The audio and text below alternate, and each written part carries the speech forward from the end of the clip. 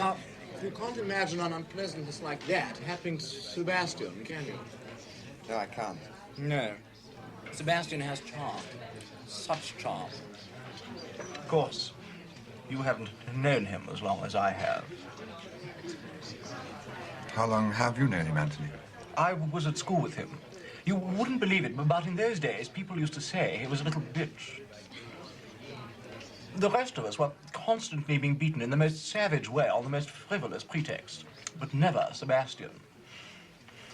I can see him now, at the age of 15. He'd never had spots, you know.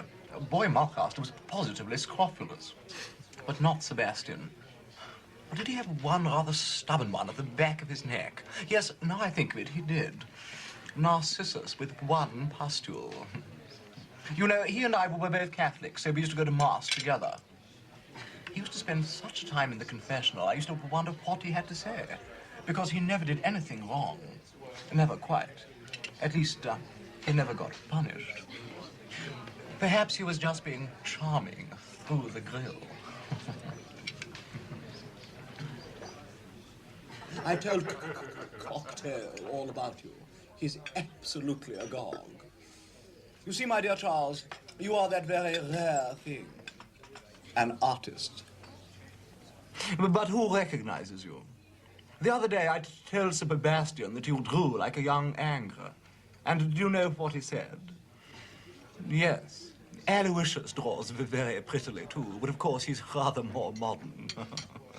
So charming, so amusing. Do you wish Sebastian was with us? No, of course you do. And do I? I wonder. How our thoughts do run on that little bundle of charm, to be sure.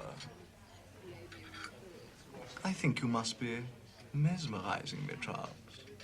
I bring you here at very considerable expense, simply to talk about myself. And I find I talk of no one except Sebastian. It's odd, because there's really no mystery about him, except how he came to be born of such a very sinister family. It's when one gets to the parents that are bottomless pit opens. My dear, such a pair. They were married for 15 years or so, and then Lord Marshmain went off to war.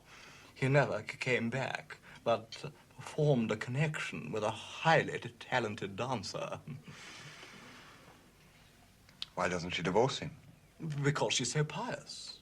My dear, you would think that old reprobate had tortured her, stolen her patrimony, flung her out of doors, roasted, stuffed, and eaten her children, and gone frolicking about, wreathed in all the flowers of Sodom and Gomorrah. She's a bloodsucker, my dear, a bloodsucker. You can see the tooth marks on all her victims.